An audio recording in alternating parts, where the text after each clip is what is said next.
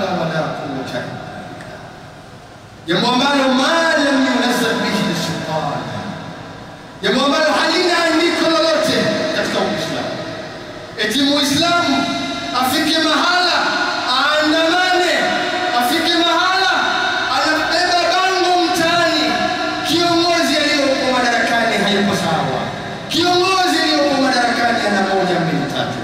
Jambo hilo sio katika maelekezo ya Mtume wetu Muhammad sallallahu alayhi wasallam. Ya Rabbi shrah li sadri wa yassir li amri wahlul 'uqdatan min lisani yafqahu qawli. Wapenzi katika imani, nianze kabisa kumshukuru Allah subhanahu wa ta'ala kwa mapenzi yake ameweza kutubakisha tukiwa salama na amani. Kwa mapenzi yake ametupa taufiki ya kuitika wito wa Allah subhanahu wa ta'ala, ربنا إننا سمعنا مناديا ينادي للإيمان أن آمنوا بربكم فآمنا ربنا اغفر لنا ذنوبنا وكفر عنا سيئاتنا وتوفنا مع الأبرار. Allah subhanahu wa ta'ala ametupa taufiki hiyo kuitika katika wale wengi ambao walio wengi hawakuitika wito huo, tukawemo sisi wachache katika wale ambao wamekubali kuitika wito huu wa Allah subhanahu wa ta'ala. Chukua fursa hii pia kumtakia sala na salamu Mtume wetu Muhammadin sallallahu alayhi wasallam. Ndugu yangu katika imani, ni kuwasiliana pamoja nami katika jambo zima la kumcha Allah subhanahu wa ta'ala. Siri hapa tulipo na kule ambapo tuendapo, kila mmoja awe tayari kumcha Allah subhanahu wa ta'ala. Ndugu yangu katika imani, awali yote kabla ya kuwasilisha anwani ya khutba, nitoe moja wa kisa alichokipokea au alichokieleza al-Imam Tantawi rahimahullah. Al-Imam Tantawi rahimahullah aliambiwa udrus al-ibtidai min ajli al-mustaqbal, soma elimu yako ya msingi kwa ajili ya mustakbali wa maisha yako. Alipomaliza elimu yake ya msingi, anaambiwa udrus al-mutawassita min ajli al-mustaqbal, ibisoma elimu yako ya sekondari ikiwa ni malengo ya mustakbali wa maisha yako. Alipomaliza anaambiwa udrus al-thanawiyya min ajli al-mustaqbal, soma elimu ya ngazi ya advance na kuendelea ikiwa na malengo ya ajili au kwa ajili ya mustakbali wa maisha yako. Alipomaliza anaambiwa udrus al-jamia min ajli al-mustaqbal, hebu soma elimu yako ya chuo kikuu iwe ni malengo ya mustakbali wa maisha yako, ili maisha yako yawe vizuri, mustakbali wako uwe mwema. Hebu jiunge mwanangu, usome degree, mustakbali wako utakuwa mwema. Alipomaliza anaambiwa hebu oa min ajli al-mustaqbal, hebu tafuta mke, tafuta binti uweze kuoa ili upate watoto, min ajli al-mustaqbal, kwa ajili ya mustakbali wako. Ndugu yangu katika marahili zote anapita, kila anapopita hatua aambiwa al-Imam Tantawi rahimahullah, fanya hivi kwa ajili ya mustakbali wako, fanya hili kwa ajili ya mustakbali wako. Mwishowe akabaini hakuna mustakbali wowote baina yangu zaidi ya kwamba ni kumtii Allah na kumcha Allah subhanahu wa ta'ala. Ndugu yangu katika anwani yetu ya khutba, saada, mafanikio ya Muislamu katika maisha yake yaliyokuwa nayo na maisha yake ya baadaye. Mara zote mwanadamu anapitiwa uamini hali fulani akiifanya ndiyo mustakbali wake wa maisha. Al-Imam Tantawi rahimahullah aliaminishwa ya kwamba kusoma kwake ndiyo Ni wangapi wamesoma na mafanikio yao ya maisha hayajafikiwa? Ni wangapi ambao wanaamini kuwa mfanya biashara ndiyo mafanikio ya maisha, lakini hatimaye biashara afanye biashara yake lakini mafanikio hayaoni? Ni wangapi ambao wameambiwa ukifanya hivi ndiyo mustakbali wako unakuwa mwema, lakini pamoja na hayo yote hakuna mustakbali aliyofikia? Mustakbali wa kwanza ili Muislamu awe salama maisha haya, awe na mafanikio mazuri mbele ya Allah na maisha haya aliyokuwa nayo, nambari moja, taqwallahi ta'ala. Lazima kila mmoja amche Allah subhanahu wa ta'ala. Kila mmoja aangalie yale ambayo aliyoamrishwa na Allah, yale ambayo aliyoamrishwa na Mtume Muhammad sallallahu alayhi wasallam. Nimeyafikia kwa kiwango cha kiasi gani? Nimeyatekeleza katika ustawi wa aina gani? Hivi nilivyofanya jana na leo nilivyo inafanana? Ikiwa ndivyo, basi waona mimi naelekea katika muktadha gani? Lakini ukijiona vile unavyofanya ni kinyume vile ambavyo alivyotaka Allah subhanahu na Mtume Muhammad sallallahu alayhi wasallam, jalia anafahamu kuanzia leo mustakbali wako wa maisha umekuwa ni mbaya. Namba mbili, katika mustakbali wako na mafanikio yako ya maisha, ili uwe na mafanikio yako mazuri, arrajaa ila Allah azza wa jalla. Kila mmoja ataraji kwa Allah subhanahu, maisha haya niliyo nayo niishi kwa matarajio mema mbele ya Allah subhanahu, nisiwe mwenye kukata tamaa katika maisha.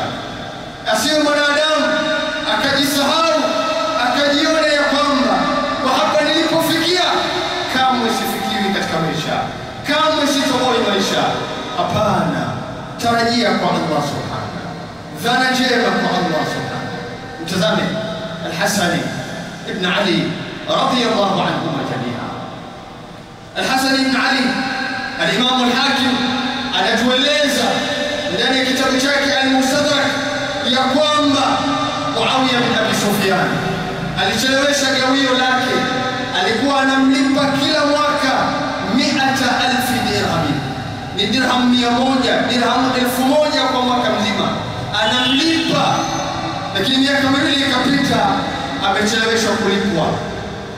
Al-Hasan ibn Ali akaona hapana, fada'autu bidawati, akaita chombo liatuba likudhakara nafsi, ili nikumbushe nafsi yangu ya kwamba ewe Muawiya, umenicheleweshea gawio langu la mwaka, kuna nini kinaendelea? Allahu akbar. Anasema Ali ibn Al-Hasan ibn Ali hatimaye akalala usiku, faraitu Rasulullah sallallahu alayhi wasallam, hatimaye akamuota mtume wake Muhammad alayhi salatu wasallam. Anamuuliza, ya Al-Hasan, ewe Hasan, kaifa hal, ma baluk, una nini, shida ni nini?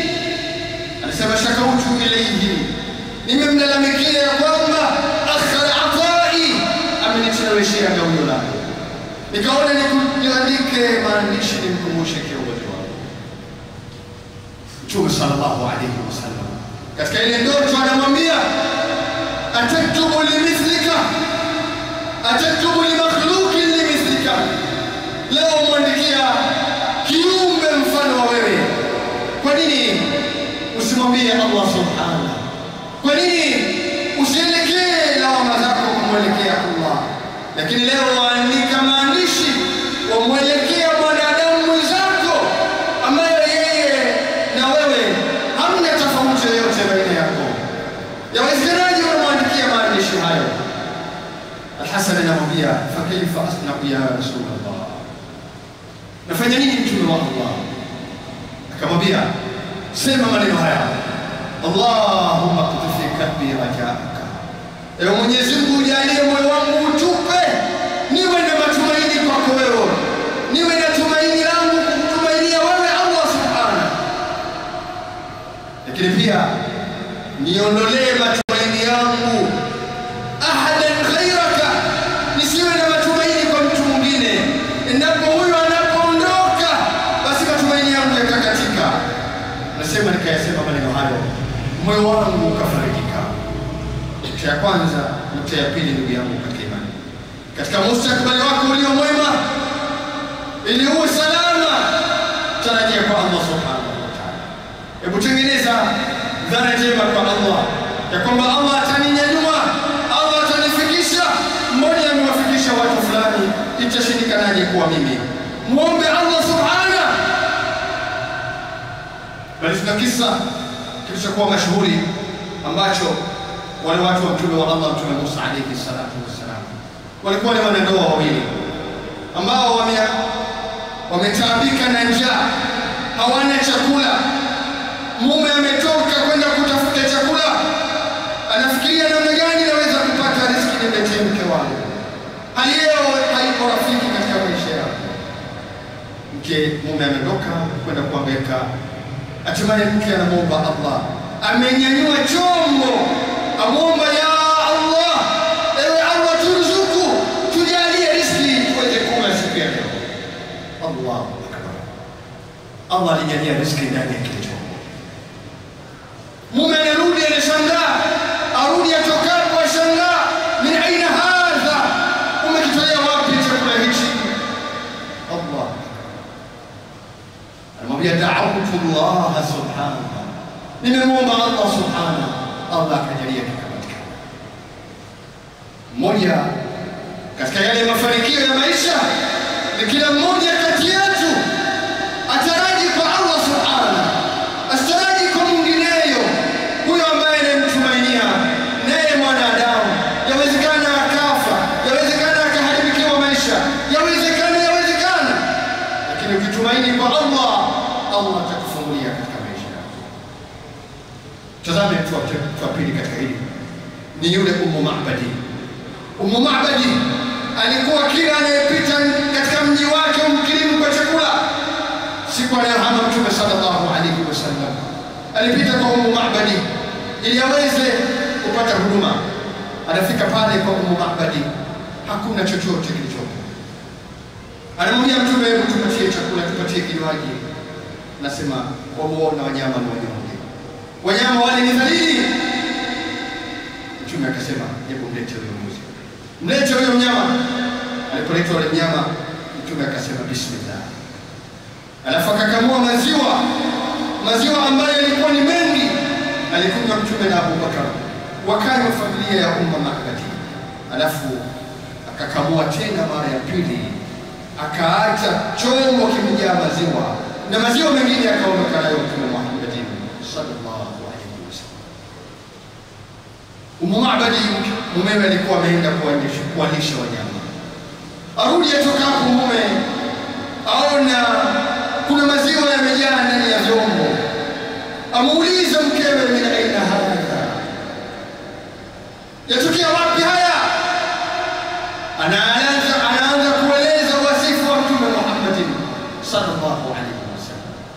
Badala yake maneno yale yalikuwa mashuhuri, alifika kusema, kama hili amuliamini, in tashalu shata tashhadu, endapo mtamuuliza hata mbuzi atathibitisha alichokifanya Mtume Muhammad sallallahu alaihi wasallam.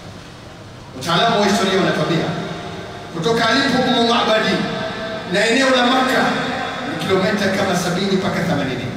Sauti ile ya yule mwanamke anayeeleza wasifu wa Mtume ilisikika mpaka Asma binti Abi Bakr radhiyallahu ta'ala anhuma jamia. Anasema, ma daraina, hatukujua aina tawajjaha Rasulullah, wapi ameelekea Mtume, lakini pindipo tuliposikia hii sauti ndipo tukabainikiwa ya kwamba Mtume na Abu Bakr wameelekea katika mji wa Madina. Tazame mama alipokuwa na rajaa njema kwa Allah subhanahu wa ta'ala. Ndugu yangu kathira, saada ya mafanikio ya maisha yako, ili uwe salama na hapa na kule uendapo, tarajia kwa Allah subhanahu. Kulillahumma malikal mulki tu'til mulka man tasha wa tanzi'ul mulka mimman tasha. Sallallahu wasallim wa barik wa an'im ala khayri khalqihi Muhammad sallallahu alaihi wasallam. Barakallahu li wa lakum bil Qur'an wa nafa'ani wa iyyakum bil ayati wal dhikri hakim. Aqulu qawli hadha fastaghfiruhu innahu huwal ghafurur rahim. الحمد لله رب العالمين والصلاة والسلام على أشرف الأنبياء والمرسلين وعلى آله وصحبه أجمعين ثم أما بعد. Ndugu yangu katika imani, nichukue fursa hii kumshukuru Allah subhanahu. Sala na salamu zimwendee mtume wetu Muhammad sallallahu alaihi wasallam. Nikutakie wewe pamoja nami katika jambo zima la kumcha Allah subhanahu wa ta'ala. Kwa siri hapa tulipo na kule tuendapo, kila mmoja awe tayari kumcha Allah subhanahu wa ta'ala. Tulikuwa ndani ya khutba inayoeleza saada, mafanikio. Tumemwona al-Imam Al-Tahawi rahimahullah alipoelezwa mustakbali wake wa maisha, alishauriwa afanye mambo wa kadha, lakini baadaye akabainikiwa haya yote sio katika mafanikio. Mafanikio ya maisha yangu niwe katika mstari gani? Ndugu yangu katika imani, tunaweza kuona katika khutba yetu ya kwanza katika yale mafanikio ili Muislamu awepo katika mafanikio. Nambari moja tukaona taqwa Allah ta'ala, ndio Allah amche Allah subhanahu. Namba mbili tukaona abraka Muislamu awe na tumaini jema kwa Allah subhanahu wa ta'ala, ndipo siri ya mafanikio yake katika maisha. Nambari tatu, ta'atu ulati amrina, tuwatii viongozi wetu.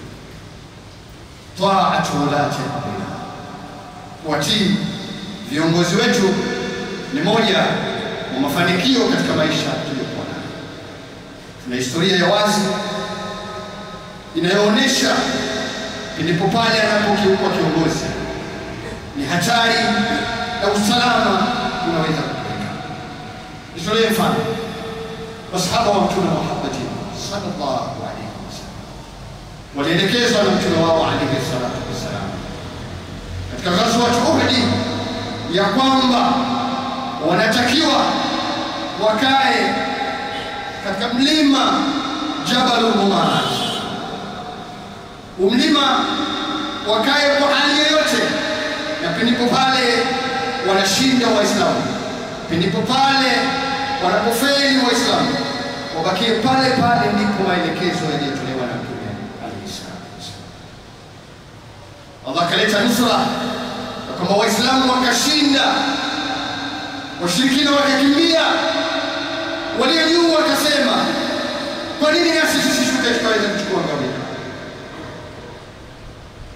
Kiongozi anawaambia, kumbukeni alipotuambia Mtume alayhi salatu wasallam, hapa tunatakiwa tubakie kwa hali yoyote bila ya kujali wameshinda ndugu zetu au wameshindwa, tubakie. Ndio maelekezo ya Mtume alayhi salatu wasallam. Allahu akbar. Kitotokea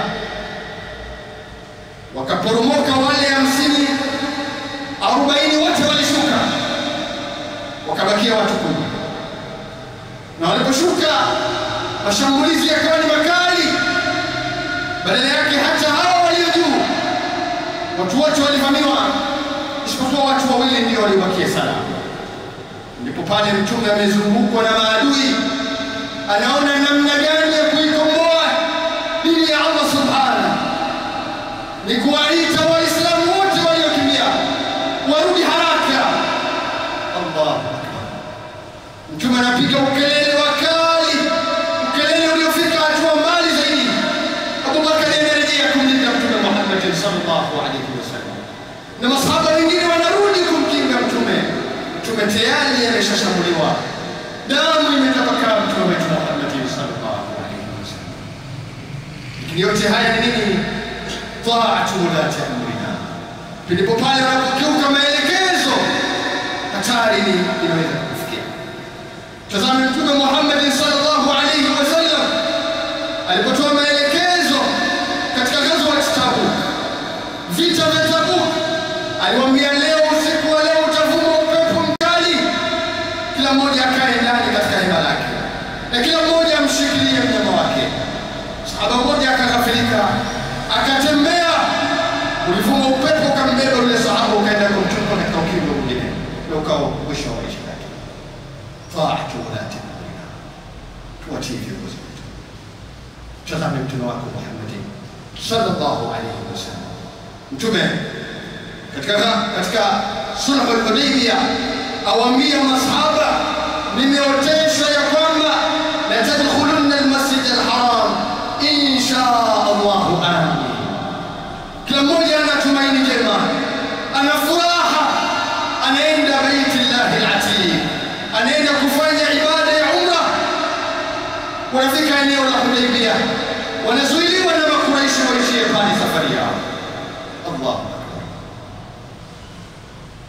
Mtume anawaambia masahaba, hebu nyoeni, hebu chinjeni, kila mmoja asua. Umar anamwambia, hivyo wewe sio mtume wa haki? Amuuliza swali la pili, hivi wewe ya Rasulullah alasna ala haqi, atupo ndani ya haki ya Rasulullah? Kwa nini tunasubaa? Kwa nini tuwa wanyonge? Twende tukakumbane nao, ni watu wa kawaida ya Rasulullah. Mtume anamwambia, hapana, hebu tusubiri, tuchinje na kila mmoja arejee nyumbani kwao. Allahu akbar. Masahaba walipotii maelekezo haya, Allahu akbar, siri ya baadaye, waraaita an-nasa yadkhuluna fi dinillahi afwaja, kundi kubwa la watu baadaye liliuitika Uislamu. Lakini kama wangeungana kwa pamoja kumkiuka mtume wao alayhi salatu wasalam, mafanikio yale ya da'wa yangekuwa yasingepatikana. Lakini walisimamisha vita miaka 10, watu wakawa na wasaa wa kuamrishana mema na kukatazana mabaya. Kwa lile kumtii mtume wao ilikuwa ni mafanikio ya kufikia malengo mazuri ya kuusambaza taatu ulati amrina, kuwatii viongozi wetu. Kila mmoja asimame imara, kusimama kwa hali yoyote, ma lam yumar bi ma'siyah, madamu kiongozi hajakuamrisha lililokuwa baya, na hata akikuamrisha baya kuna mamlaka ya kuweza kumkiuka. Badala yake unachotakiwa ni kutolifanya lile alilokuamuru wakati ule, lakini mengineyo ni wajibu wako kutii. Tazame Abdullah ibn Umar alitoka Madina akaenda mpaka Sham, kipindi kile cha mzozo baina ya Ali na Muawiya. Alipofika pale, Muawiya muandalia malazi na chakula. Abdullah ibn Umar anamwambia, inni uhaddithuka hadithan sami'tuhu min Rasulillah, nimeleta hapa si jambo lingine, bali nije kukwambia maneno niliyosikia Mtume alayhi salatu wasalam, sabu wa taa. Jukumu lako kuwa mtiifu na kuwa msikivu kwa kiongozi. Mara baada ya maneno haya kumaliza, anafunga msafara kutoka Sham, Syria, anarudi katika mji wa Mtume Muhammad sallallahu alayhi wasallam. Sabu wa taa, kuwa msikivu na mtiifu. Ndugu yangu katika imani, katika hili tumo ndani ya kipindi maalum. Wapo baadhi ya watu ughururika na maisha, ughururika na maneno ya baadhi ya watu, huenda mitaani na kuandamana. La hawla wala quwwata illa billah, jambo ambalo ma lam yunzal bihi sultan, jambo ambalo halina andiko lolote katika Uislamu. Eti Muislamu afike mahala aandamane, afike mahala anabeba bango mtaani, kiongozi aliyopo madarakani hayupo sawa, kiongozi aliyopo madarakani ana 1, 2, 3. Jambo hilo sio katika maelekezo ya Mtume wetu Muhammad sallallahu alayhi wasallam. Badala yake kuyafanya hayo ni kuhatarisha usalama na amani ambayo Mwenyezi Mungu aliyotujalia katika maeneo yetu. Kila mmoja kati yetu ahakikishe anafanya taatu ulati amrina, anawatii viongozi wetu. Badala yake Mtume alitanua wigo, wa in ta'ammara alaykum 'abdun habashi, hata pale endapo atakayetawala ni mtu ambaye ni mtumwa, hana sifa ya kuwa mtawala, lakini tayari amekuwa mtawala, hatuna budi katika muktadha wa Uislamu as-sam'u wa ta'a, ili kumletu kutii na kusikiliza. Itakuwa ni jambo yule Muislamu yule ambaye mwana sunna alafu anajiingiza katika wimbi maalum lililosambaa wakati tulio kuandamana na kuepuka maneno la hawla wala quwwata illa billah. Tunakuwa sababu yako taatu ulati amrina. Hebu tii maelekezo, hebu tii mamlaka, hebu tii maamrisho uliyopokea kutoka kwa viongozi wetu ambao tuliokuwepo katika maisha yao tuliokuwa nao. Katika hili niongezee tuhadhari na ndimi za watu. Hifadhu lisan, kila mmoja achunge ulimi. Ulimi umeharibika, ikawa ni chachu ya haya mataifa mengine kuharibikiwa kwa sababu ya ndimi zilizokuwepo. Aweza akasimama mtu akasema ya kwake maneno haya aliyosema, jamii ikaathirika, ikajikuta imeingia mtaani kwenda kuandamana, kwenda kufanya moja mbili tatu, jambo ambalo ni hatari katika maisha yetu. Nitoe mifano. Kuna kiongozi mmoja katika tawala ya Abbasiya anaitwa Al-Mu'tasim Billah. Al-Mu'tasim Billah alikuwa na waziri wake, akawa na mtu mmoja bedui. Bedui mara zote humtembelea kiongozi. Waziri akapatwa na wivu. Muda mwingi mfalme anatumia kuongea na huyu bedui. Ana nini? Ni bwana akatumia fursa, akamwambia leo nitakualika nyumbani. Akamwalika yule bedui. Huyu waziri anamwalika bedui akapata chakula cha nyumbani. Anampeleka nyumbani kwake, akapata chakula. Alipopata chakula, kile chakula kikawa kimesambazwa sana kitunguu saumu. Harufu ikawa inanuka mdomoni mwake. Baada ya pale waziri anamwambia, tumemwacha muda mrefu mfalme, hebu tuondoke tukamtazame mfalme wetu, kiongozi wetu Al-Mu'tasim Billah. Alipofika pale mlangoni, waziri anamsimamisha bedui, amwambia, hebu acha niingie mimi ndani kwanza nikamjulie hali, alafu wewe utafuata. Waziri anaingia ndani, anaenda kumjulia hali mfalme, tangia muda tuliokuacha waendeleaje, alafu anampatia picha. Amwambia mfalme, wamjua huyu bedui ambaye watumia muda mwingi kuongea naye? Anamwambia namfahamu vyema. Kuongea, kubadilishana mawazo. Amwambia hapana, ni mtu mbaya sana. Kwani huyu amesambaza mtaani ya kwamba wewe kinywa chako kinanuka, harufu ya mdomo wako si mzuri. Ndio maana hata anapoingia huwa anafunga mdomo wake, aweka mkono mdomoni ili harufu isiingie katika mdomo wake na pua yake. Hilo ndio maana anafanya hivyo. Mfalme anashangaa, leo imewezekanaje hali hii? Waziri akatoka ndani, anamruhusu bedui anaingia ndani. Bedui anaingia ndani, anaongea na mfalme. Kwa kuwa alikula kitunguu saumu, akaona nisimkaraishe mfalme, akaweka mdomo wake akaweka mkono wake mdomoni. Akiongea naye huko ameweka mkono mdomoni ili harufu yake isiende kumfikia mfalme. Mfalme akaona yale niliyoambiwa ndio haya yamethibiti. Akachukua karatasi akamwambia, nakupa karatasi mpelekee mkuu wa mkoa fulani, na ukirudi utapata zawadi nono.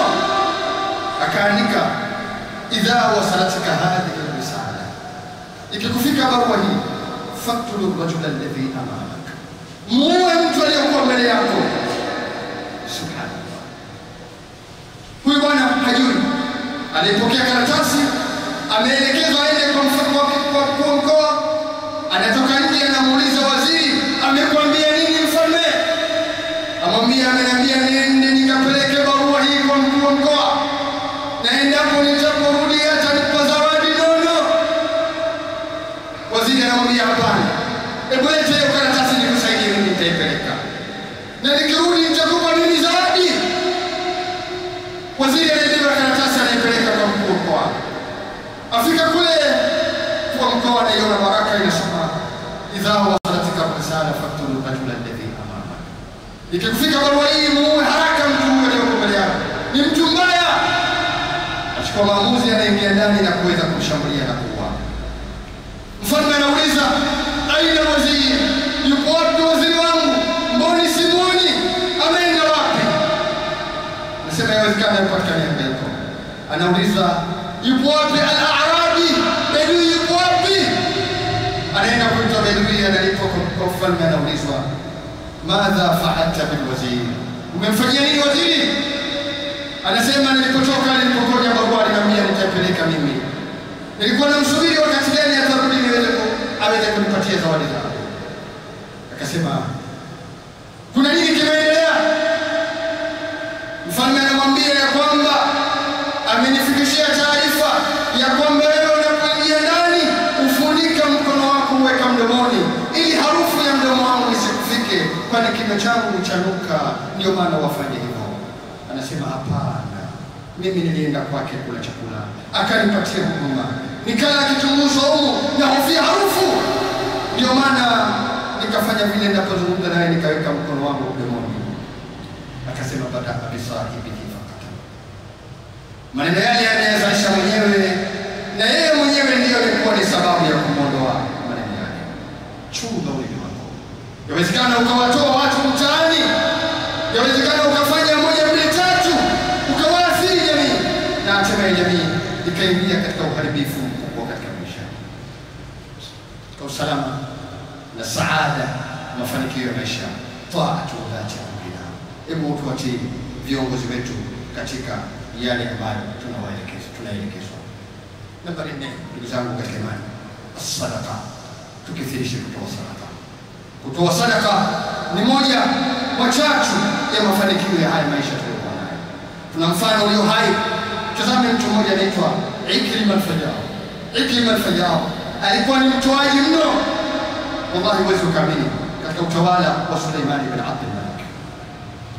Alipokuwa anatoa sadaka, Allah akampa mtihani, akafilisika. Akaona mimi kipato changu kimeporomoka, hakipo tena. Akajifungia ndani, anasubiri msaada wa Allah subhanahu.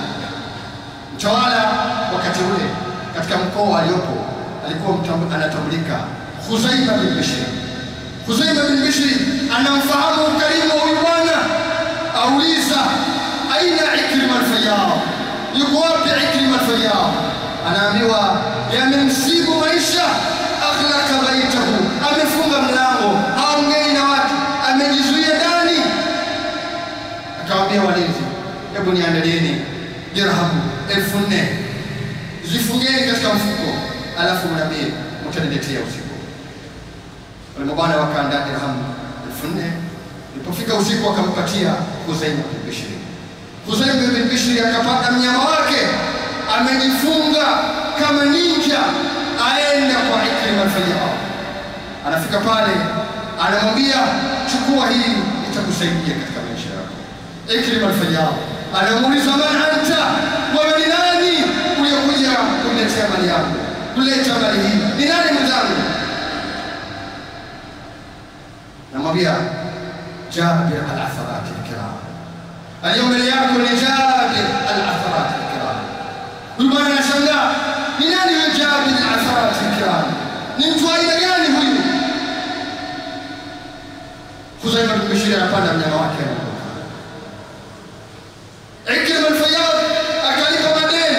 Alipomaliza akaona wacha nirudi Falastini. Anarudi Falastini, anakutana na mfalme Hisham bin Abdul Malik. Anamwambia, ulikuwa wapi? Anasema, nilipitwa na maisha magumu mno. Wale wote nilikuwa niwasaidia wote wamenikimbia, sijui kwa nini. Anauliza, hata yule mtawala wangu pia? Anaambiwa, hata Khuzaima bin Bishr naye pia sijamuona kunijulia hali. Akamwambia, nakuzawadia kwa wema wako nauliwa. Sasa namtengua Khuzaima bin Bishr, wewe ndio nenda kuwa mtawala ndani ya eneo lile.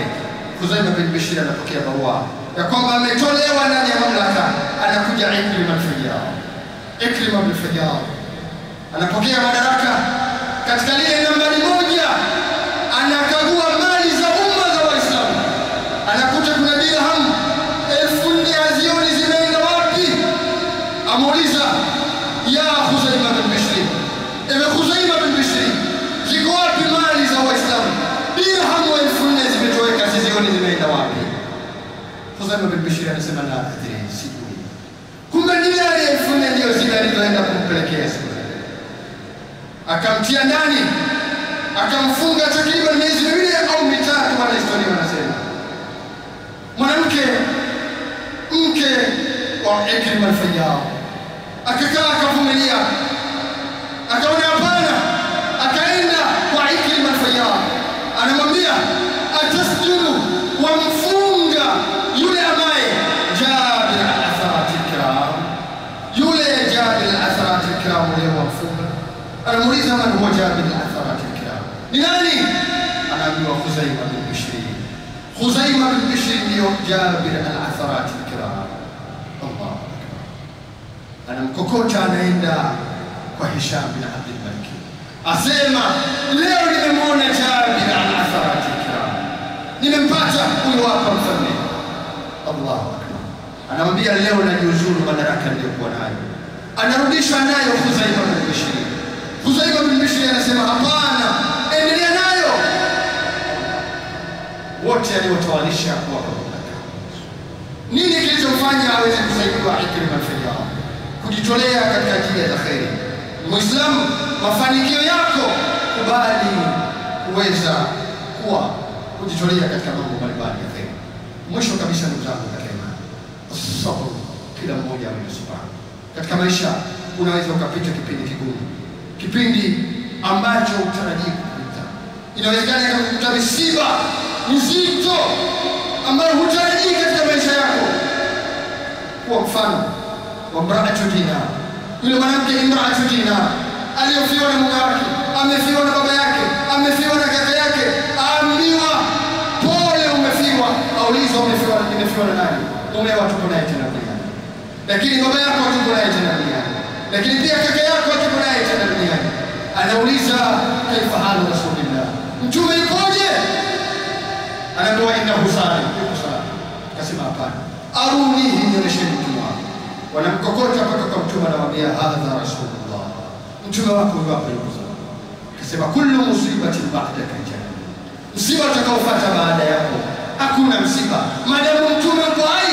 Hata nikifiwa na mume wangu, nikifiwa na baba yangu, nikifiwa na kaka yangu, si msiba na wala si chochote maadamu mtume wangu yuko hai. Angefariki mtume, ingekuwa na msiba. Sabru ala aqdarillahi. Muislamu anatakiwa awe na ustahimilivu pindi pale inapomkuta misiba. Na wallahi thumma wa billah, tuna mifano iliyoko hai. Tazame Urwa bin Zubair, alikatwa mguu, alimpoteza mwanawe pindi pale alipomtembelea mfalme Al-Walid bin Abdul Malik. Anaambiwa mguu wako ni mzito, una matatizo, utakiwa ukatwe, una maradhi sukari au kansa. Unaleta msumeno, unakatwa mguu ule. Anasema lakad lakina fi safarina hadha sabah, safari ya leo nzito, mwanangu ameliwa na wanyama, mimi nakatwa mguu. Hali ipoje?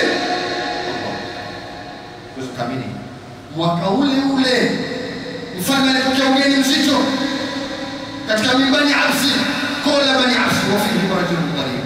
Kuna mtu mmoja mbafa macho, anamuuliza mfalme, alam takun aghna nas, sio wewe kwa tajiri hapa mji huu ni mashuhuri wa milionia, sio wewe?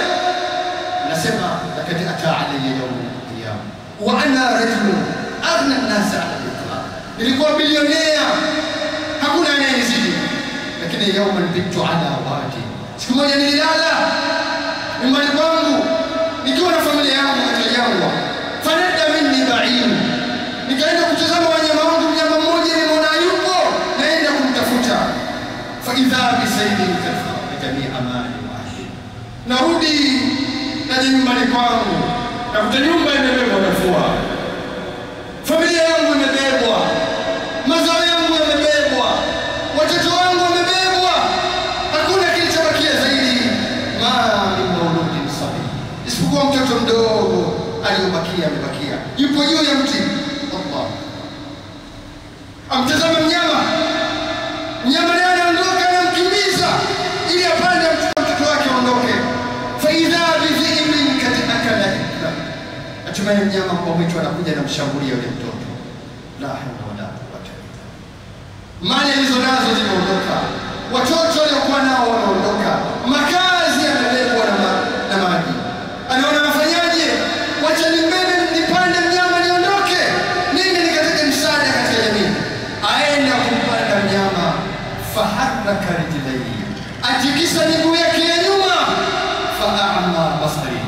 macho yangu nikapoteza. Waliona upofu niliokuwa nao. Siri ya upofu huu itokanayo na mazingira haya. Nilipoteza watoto, nilipoteza mke, nilipoteza mali, nilipoteza makazi, lakini nataka kumpanda mnyama ili niondoke nikapate msaada. Faharaka dhili, atikisa miguu yake anitoa umavu katika maisha. Al-Walid ibn Abd al-Malik awaambia intaliqu bihi ila Umar, nendeni naye kwa Umar bin Zubair, liya'lama anna fi an-nas man huwa ashaddu bala'an minhu, afahamu kuna watu wana mitihani kuliko yeye. Usijione wewe na mtihani wa kufiwa na fulani, wa kupoteza mali, kufilisika. Kuna watu zaidi ya siri ya mafanikio na mafanikio yako ya akhera na hapo ulipo.